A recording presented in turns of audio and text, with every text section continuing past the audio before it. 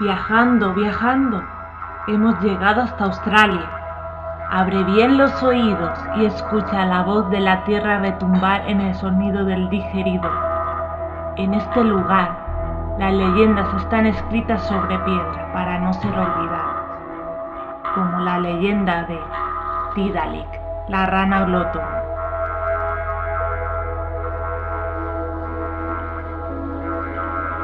Hace mucho tiempo, en el tiempo de los sueños, mucho antes que las personas caminaran por la tierra, Australia era una isla repleta de ríos y lagos, de hermosas aguas azules y bosques de eucaliptos verdes y frondosos. En ella vivía una rana gigante de nombre Tidalik. Era tan grande que cuando caminaba hacía temblar la tierra a su paso. Su sombra tapaba la luz del sol y cuando se enfadaba podía hacer caer de un grito hasta una montaña. Una mañana, Tidalik se despertó con mucha sed. ¡Oh! ¡Qué sed tengo! ¡Tengo mucha sed!, exclamó enfadada. Comenzó por beberse el agua de un lago cercano. Se acercó a la orilla, tomó una gran bocanada de aire y sumergió su cabeza en su interior para beber. Pero el agua del lago se terminó muy rápido, y cuanta más sed tenía, más se enfadaba Tidalik. Fue bebiendo y bebiendo día y noche, primero un río, luego un mar y finalmente un océano, hasta que no quedó ni una gota de agua en toda la tierra.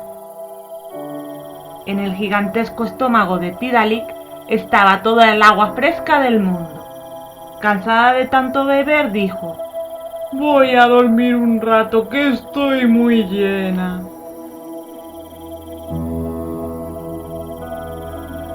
Sin agua, el suelo se convirtió en arena, los árboles y plantas desaparecieron, y todo se convirtió en un desierto. Mientras tanto, el resto de animales se enfermaban al no poder beber agua. Un día se reunieron todos y el canguro propuso lo siguiente: «Escuchad, amigos, ¿qué os parecería si vamos a ver a Tidalik y la intentamos convencer para que nos devuelva el agua?» Todos estuvieron de acuerdo y decididamente fueron a verla. Una vez la encontraron, el primero de probar suerte fue el canguro, después el koala y seguidamente el emu. Pero ninguno de los tres consiguió que Tidalik abriera ni siquiera los ojos. Entonces, el canguro propuso una gran idea. «Debemos hacer reír a Tidalik. Si ríe sin parar, conseguiremos que saque el agua que lleva dentro de la barriga». Casi no tenían fuerzas porque estaban muertos de sed, pero todos juntos hicieron un gran esfuerzo para hacerla reír. Los koalas explicaron chistes. Los canguros hicieron unos saltos de circo muy graciosos. Y el emú puso sus caras más graciosas. Pero todo fue inútil, porque Tidalik seguía durmiendo. Entonces apareció la anguila y les dijo: «Yo tengo una estrategia que puede funcionar. ¿Me dejaríais probar?» Todos los animales, desesperados como estaban, accedieron a su plan. Entonces la anguila comenzó a moverse muy rápido sobre la rana, arriba y abajo, dando vueltas sin parar, con unos extraños movimientos de baile. De repente, los mofletes de Tidalik temblaron y Tidalik comenzó a reír un poco.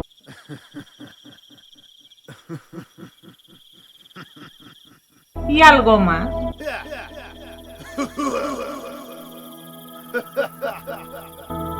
Y cada vez más fuerte.